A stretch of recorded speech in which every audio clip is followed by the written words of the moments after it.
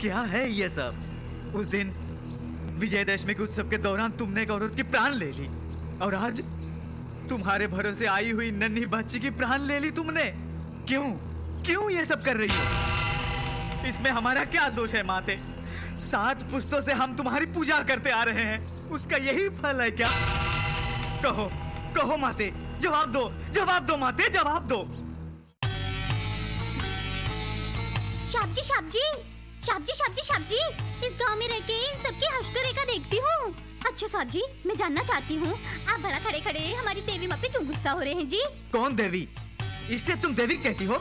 एक छोटी सी बच्ची की प्राण नहीं बचा पाई है, इसे तुम देवी कहती हो? इसकी तीनों वक्त पूजा क्यों करूं? इसे दूध से अभिषेक क्यों करूं? इसे पंचामृत से अभिषेक क्यों करूं? इसकी आरती क्यों उतारूं? बोलो, जवाब दो। शाब जी, इस बंजारन की बात का बुरा नहीं मानना। अगर सच्चे मन से आप जो भी मांगेंगे ना, ये देवी माँ वो मनोकामना जरूर पूरी कर देगी।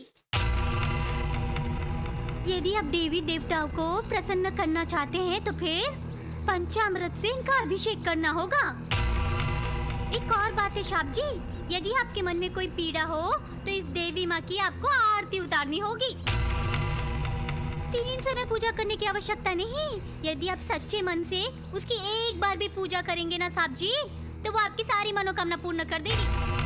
आप खुद ही बताइए साहब जी, मनुष्य गलती करता है, अपने स्वार्थ के लिए वो गलती करके सारी गलतियों को इस बेचारी देवी माँ पे थोप देता है। दैया रे दैया, ये कहाँ का न्याय है? देखिए साहब जी, अपने साथ अच्छा होता है तो हम लोग देवी माँ को भूल जाते हैं, लेकिन बुरा होता है तो उसे याद करना शुरू कर देते हैं। हाँ, मनुष्य अपने पिछले जन्म के कर्म फलों को भूलकर अन्याय करता है, ये कौन सा न्याय है शाह जी? कैसा कर्म फल और कहाँ का कर्म फल?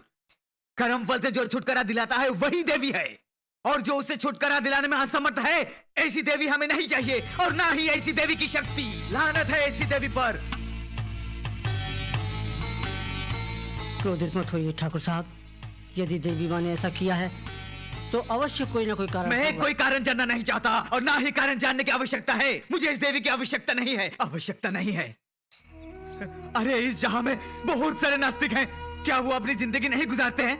उत्तेजित मत होइए। अरे देखिए, इस पर जो अधिक विश्वास करते हैं, जो सदैव इसकी पूजा करते हैं, ये ऐसे लोगों की ही परीक्षा लेती है। आप मेरी बात बस पंडित जी, बस कीजिए। मैंने इस पर विश्वास किया और इसने मेरे साथ विश्वासघात किया। ठाकुर साहब, जिससे वचन दिया उसे निभाने में असमर्थ रहा मैं। मेरी इज्जत मिट्टी में मिल गई, अब जिंदा रहकर मैं क्या करूंगा? ठाकुर साहब, शांत नहीं हो पंडित जी, जाइए। नहीं, अब मैं कुछ सुनना नहीं चाहता।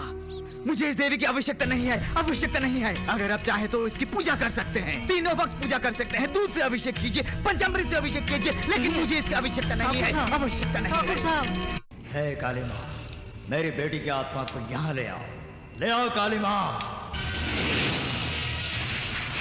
आहा आहा, बेटी मोहिनी, क्या तुम अपने बाप की इच्छाओं की पूर्ति करोगी? जरूर पूरी करेंगी पिताजी, जरूर करेंगी।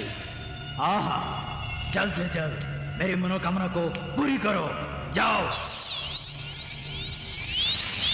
मोहिनी,